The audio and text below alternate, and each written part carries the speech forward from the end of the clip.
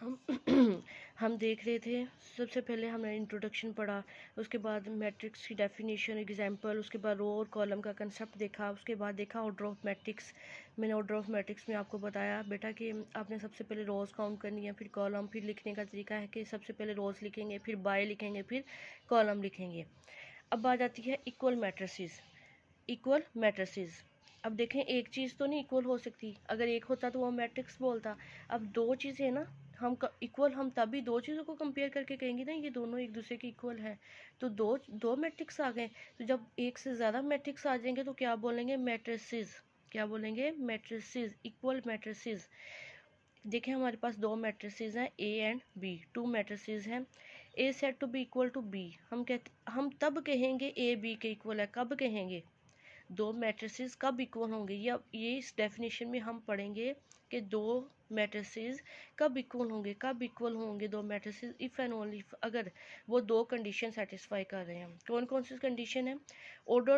Order जो अभी मैंने आपको ऊपर पढ़ाया, ए का ऑर्डर बी के ऑर्डर के इक्वल होना चाहिए, पहली कंडीशन ये। दूसरी कंडीशन, उनकी करस्पॉन्डिंग इंट्रीज आर इक्वल। कहते हैं their corresponding entries are equal, उनकी करस्पॉन्डिंग इंट्रीज इक्वल होनी चाहिए। मैं भी आपको एग्जांपल दूंगी तो आपको ज़्यादा क्लियर हो जाएगा।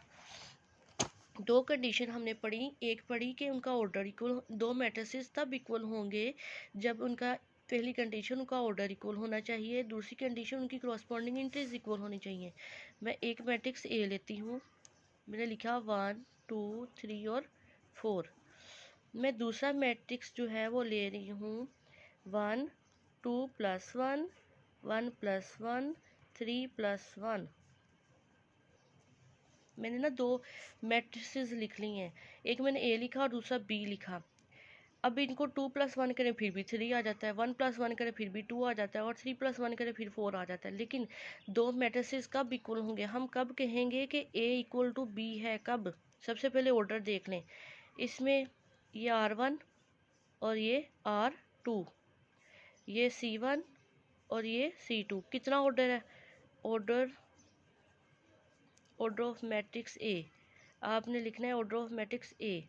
क्या ऑर्डर है? कितनी रोज़ हैं? 2 रोज़ हैं। और कॉलम कितने हैं? 2/2 का ऑर्डर है। क्या है? 2/2। इसी तरह बी का देखें तो एक रो, दूसरी रो, दो रोज़ होंगे और कॉलम भी कितने होंगे? 2 कॉलम होंगे। इसका भी 2/2, इसका भी 2/2, इसका भी 2/2। इससे पता चला कि order of A is equal to order of B, यानी पहली कंडीशन सेटिस्फाई होगी। फिर करस्पॉन्डिंग इंट्रीज देखें, यहाँ पे 1 है तो यहाँ भी क्या है? 1 है। यहाँ पे 3 है तो इनको भी ऐड करें तो यहाँ पे भी क्या है? 3 है। इसी तरह यहाँ पे 2 है तो यहाँ इनको ऐड करें, यहाँ भी क्या है? 2 है। यहाँ 4 है तो इनको भी ऐड करें, यहाँ भी क्या है? 4 है। समझ आई बात की? 1 1 के इक्वल, 3 3 के इक्वल, 2 2 के इक्वल, 4 4 के इक्वल। तो ये है करस्पॉन्डिंग इंट्रीज। दो कंडीशन सेटिस्फाई होंगी। सबसे पहले ऑर्डर देखा तो दोनों का सेम, फिर उसके बाद करस्पॉन्डिंग इंट्रीज देखी तो दोनों की सेम। तो इसका मतलब ये क्या है? ये इक्वल मैट्रिसेस है। जब भी ये इक्वल मैट्रिसेस देखने हैं, दो कंडीशन को माइंड में रखना है कि पहले ऑर्डर सेम होना चाहिए, दूसरी बात उनकी करस्पॉन्डिंग इंट्रीज सेम होनी चाहिए। ये थी डेफिनेशन इक्वल मैट्रिसेस की। ठीक है, आपने डेफिनेशन को याद करना है। जितनी भी मैंने आपने इंट्रोडक्शन देखा, आपने मैट्रिक्स की डेफिनेशन याद करनी, रो कॉलम की डेफिनेशन याद करनी, या आपने ऑर्डर ऑफ मैट्रिक्स की डेफिनेशन याद करनी, इक्वल मैट्रिसेस की डेफिनेशन याद करनी। ये था हमारा इंट्रोडक्शन। उसके बाद एक्सरसाइज 1.1 है जिसमें ऑर्डर बताना, हर मैट्रिक्स का ऑर्डर बताना है। जैसे कि एक्सरसाइज 1.1 है, क्वेश्चन नंबर 1 है, मैंने ए मैट्रिक्स लिखा। इसमें आपने ऐसे मैट्रिक्स लिखने के बाद लिखना है ऑर्डर ऑफ ए इज़, कितनी रोज़ हैं? 2 रोज़ हैं, और कॉलम भी कितने हैं? 2 2/2। कितनी रोज़ हैं? 3 रोज़ हैं, और कॉलम कितना है? एक ही कॉलम है। ऑर्डर ऑफ डी इज़, पहले रोज़ लिखते हैं ना, मैंने आपको इंट्रोडक्शन में बताया, पहले क्या लिखते हैं? रोज़। 3/1। इसी तरह ये सिंपल 2 है, कितनी रोज़ है? एक ही रो है, एक ही कॉलम है, तो ऑर्डर ऑफ एफ इज़ 1/1। अगर आप लिखना चाह रहे हैं 1/1 फिर भी ठीक है, अगर आप लिखेंगे और 1 अकेला 1 तब भी ठीक है। समझ आई? आप ऑर्डर ऑफ एफ 1/1 भी लिख सकते हैं, आप लिख सकते हैं ऑर्डर ऑफ एफ इज़ 1, आप सिंपली 1 भी लिख सकते हैं। 1 से मुराद है कि इसमें एक ही रो है, इसमें एक ही कॉलम है। ये आपने जो है ना एक्सरसाइज 1.1 यहाँ क्वेश्चन नंबर 1 पूरा जो है ना वो होमवर्क कॉपी पे करना है, और डेफिनेशंस जो है वो आपने याद करनी है, डेफिनेशन आपने याद करनी है। और एक्सरसाइज 1.1 का ये जो क्वेश्चन नंबर 1 है ये आपने कॉपी पे हल करना है, इसको लिख लेना है कि इसका ऑर्डर ये है, इसका ऑर्डर ये है।